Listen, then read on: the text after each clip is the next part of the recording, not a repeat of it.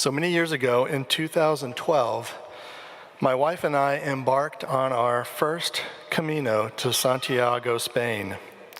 For me, I'd never been on a retreat, much less a pilgrimage. Now, in addition to what we were wearing, we had one change of clothes in our backpack. For two people who are used to their morning Starbucks, nice clothing, comfortable home, air-conditioned cars to take us wherever we wanted to go, eat wherever we wanted, this was a real stripping for us. Hostels were clean, but you're coming into contact with many strangers, walking for all kinds of reasons, trying to claim cots, washing clothes, tending to blistered feet, showering, which meant certain stages of undress. And trust me, after a day of hiking, nothing looks good. This was definitely not the Four Seasons, and definitely not what we were used to. While walking the path, I couldn't help but always look to the horizon and wonder, how are we ever going to make it? Beginning the journey, my mind was either focused on what lay before me, or I dwelled on the past, which usually meant it was work-related. Now, these first few days induced a lot of anxiety in me. I think it was the third day of walking. That day was unusually hot, and we got a late start that morning. So as evening was approaching, everyone began to run out of water, and we had no food. And worrying started to set in. But what happened next changed the way I would view the Camino. As many of us were fretting about what to do, we passed a small farmhouse, and the folks there called out to us and invited us in. This wasn't a hotel or a restaurant. It was a normal house. And these folks sat us in their dining room and made us a meal. We refilled our water jugs and we rested. One of the other guys on the Camino, who just so happens to be a deacon at another parish here in Dallas, wasn't at the time. He mentioned, God always gives you what you need when you need it, no more, no less. And that phrase has stuck with me these many years since. Now, when Jesus summoned the 12, he sent them out 2 by 2 with nothing for the journey. They were stripped down even more so than we were. So in the past several years, when I would read this part of Mark, it would always take me back to that particular day on the Camino, and I would reflect on the providential nature of God. But considering how the church has presented today's readings as a whole, I can't help but wonder about something a little different than God's providential love for us.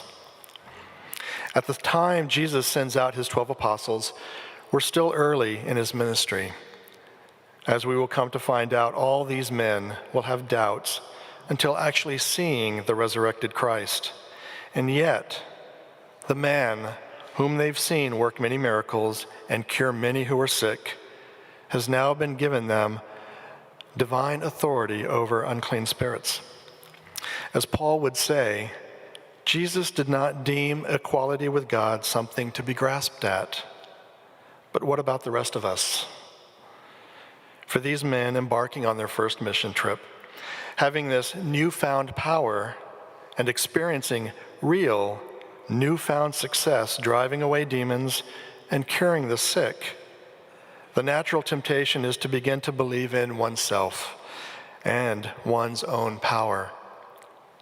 Now, as Jesus knew, a belief in self is a self-fulfilling prophecy that leads to the only place within our control, and that's nowhere.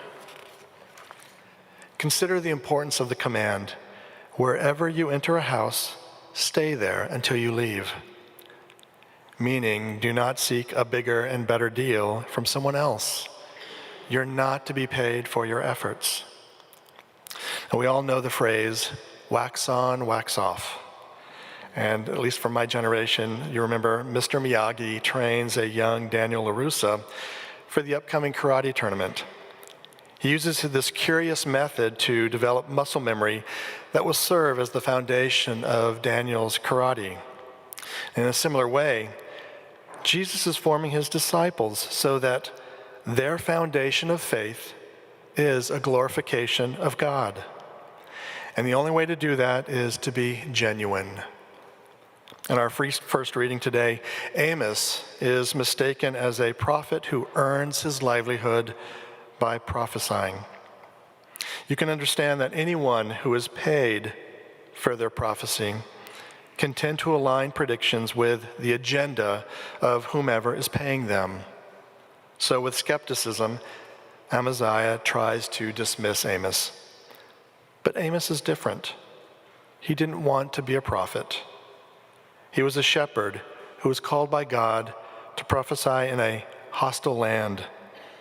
Because he wasn't paid for his words, he was genuine, and his words had meaning and power. As Paul says in our second reading, we are also chosen, destined in accord with the purpose of the one who accomplishes all things according to the intention of his will, meaning God's will, so that we might exist for the praise of his glory. Essentially, this means success or failure isn't something we need to consider. Our efforts in following Christ and evangelizing to our fellow man needs to be rooted in the sole purpose of glorifying God. But to do this, we can't be disingenuous. As a young architect, before I knew what that actually meant, I believed in the motto, "Fake it till you make it." We always want to run before we walk. And when it comes to our faith, there's no benefit to faking it. Our readings today should give us pause to reflect presently, right now, on what each of us truly believes, what each of us understands about the faith, and what each of us doesn't understand. What about Catholicism makes you uneasy or angry? And what about Catholicism brings you solace, peace, and joy? The only way to grow in our faith and to be genuine in what you believe in is to better understand where you are on your journey and slow down if you need to. Allow yourself the time to ponder and be truthful with yourself. The point is, each of us should seek to be genuine in our faith. Amen.